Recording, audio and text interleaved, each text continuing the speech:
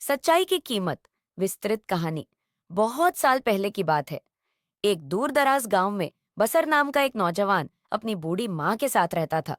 उसका घर कच्चा था, कपड़े साधारण, लेकिन उसका दिल बहुत साफ और नियत पाक थी। वह रोज सुबह जल्दी उठकर नमाज़े फज्र पढ़ता, माँ के लिए खाना बनाता और फिर लकड़ी काटने जंगल चला जाता। बसर की जिंदगी बहुत मुश्किल थी। उसके पास कुल्हाड़ी के अलावा और कोई सामान नहीं था। वही पुरानी सी जंग लगी कुल्हाड़ी ही उसका सहारा थी। उसी से वो लकड़ियां काटता, शहर जाकर बेचता और जो कुछ मिलता उससे माँ की दवा और 2 वक्त की रोटी जुटाता। कठिन दिन एक दिन, जैसे ही वो नदी के पास लकड़ियां काट रहा था, उसका पांव फिसला और कुल्हाड़ी हाथ से छूटकर सीधे पानी में जा गिरी। बसर की आंखों में आंसू आ गए। वो वहीं बैठ गया, सर झुकाकर रोने लगा और कहने लगा, या तू जानता है मेरे पास और कुछ नहीं, मेरी मदद कर, ए रहम करने वाले।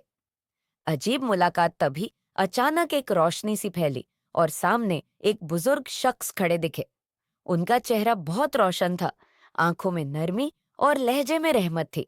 उन्होंने बसर से पूछा, बेटा, क्यों रो रहे हो? बसर ने सब कुछ सच सच बता दिया। वो बुजुर्ग मुस्कुराए और बोले, तुम यहीं रुको। फिर वो नदी में गए और थोड़ी देर में बाहर आए तो उनके हाथ में सोने की चमचमाती कुल्हाड़ी थी। क्या ये तुम्हारी कुल्हाड़ी है? बसर ने सीधा जवाब दिया, नहीं, ये मेरी नहीं है। मेरी कुल्हाड़ी बहुत साधारण और पुरानी थी। फिर वो दोबारा नदी में गए और इस बार चांदी की कुल्हाड़ी लेकर लौटे। फिर पूछा, क्या ये तुम्हारी है?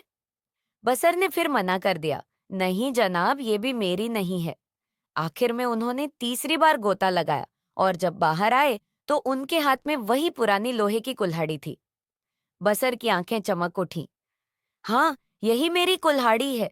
इनाम और आजमाइश। बुजुर्ग ने मुस्कुराकर कहा, ने तुम्हारी सच्चाई देखी और तुम्हारी ईमानदारी से बहुत खुश हुआ।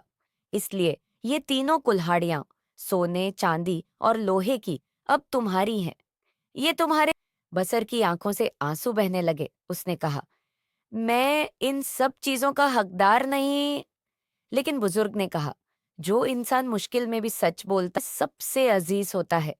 और फिर वो बुजुर्ग अचानक गायब हो गए। जिंदगी में बदलाव। उस दिन के बाद बसर की जिंदगी बदल गई।